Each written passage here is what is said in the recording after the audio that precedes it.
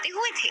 मौजूदा स्थिति में जब रूस को अमेरिका समेत पश्चिमी देशों के कड़े आर्थिक प्रतिबंधों का सामना करना पड़ रहा है, ऐसे में भारत के साथ किए ये समझौते रूस के लिए बड़े मददगार साबित हो सकते हैं। कैसे, आइए आपको समझाते हैं।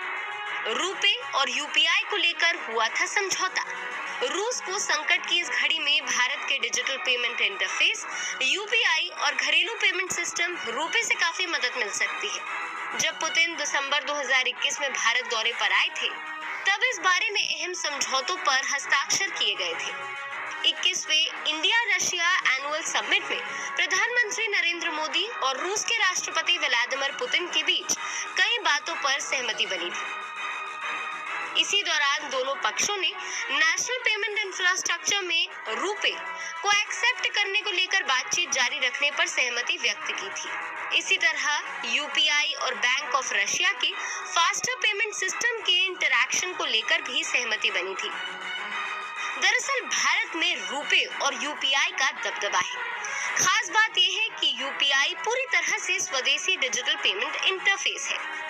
इतना ही नहीं, ये इतना सिंपल और सिक्योर है कि खुद अमेरिकी सेंट्रल बैंक फेडरल रिजर्व भी इसकी तारीफ कर चुका है।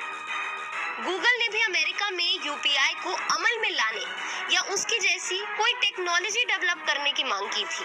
अभी यूपीआई का इस्तेमाल भारत के बाहर भी होने लगा है। पड़ोसी देश नेपाल ने भी हाल ही में यूपीआई को अपनाया है। भारत में गूगल पे, अमेज़न पे, पेटीएम, भीम, भारत पे, फोन पे जैसे सारे digital payment app UPI interface पर ही बेस्ड है। इसी तरह देसी कार्ड नेटवर्क रुपए भी पिछले कुछ साल में तेजी से बढ़ा है।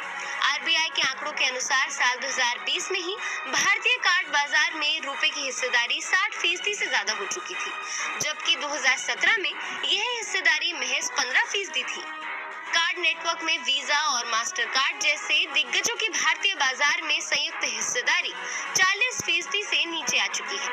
हालांकि पेमेंट और ट्रांजैक्शन के लिहाज से अभी भी वीजा और मास्टर कार्ड रुपए की तुलना में आगे है।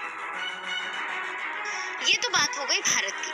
अगर बात रूस की करें तो कई बड़ी मल्टीनेशनल कंपनियां बीते दिनों में रूसी मार्केट से एग्जिट करने का ऐलान कर चुकी हैं। रूसी बैंकों को ग्लोबल पेमेंट सिस्टम स्विफ्ट से भी बाहर किया जा रहा है। रूसी मार्केट से बाहर निकलने वाली कंपनियों में वीजा और मास्टर कार्ड भी शामिल है। रॉयटर्स की एक रिपोर्ट के अनुसार वीजा और मास्टर कार्ड पेमेंट सिस्टम पर रूसी बैंकों ने जो कार्ड इशू किए हैं, वे 9 मार्च के बाद रूस के बाहर काम करना बंद कर देंगे। ऐसे में रूसी सेंट्रल बैंक के अनुसार रूस के कई बैंक चीन के यूनियन पे सिस्टम को अपनाने जा रहे हैं।